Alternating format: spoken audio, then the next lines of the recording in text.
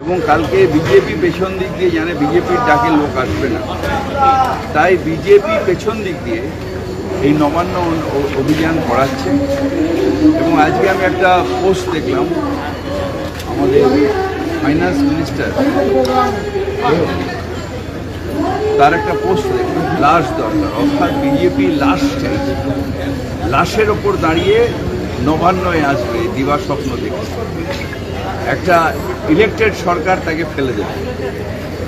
মমতা ব্যানার্জি বিজেপির দয়ায় আসেনি, মানুষের সমর্থনে, সারা বাংলার মানুষের সমর্থনে সে চিফ মিনিস্টার।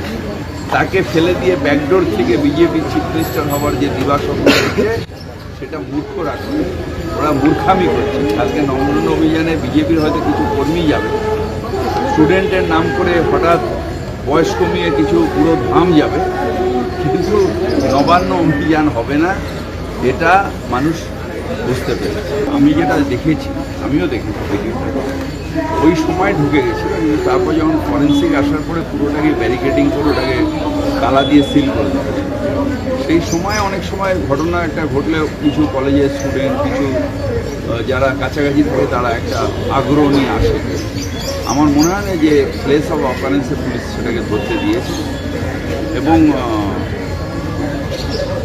আমি বিশ্বাস করি যে এই জঘন্য অপরাধের শাস্তি হবে।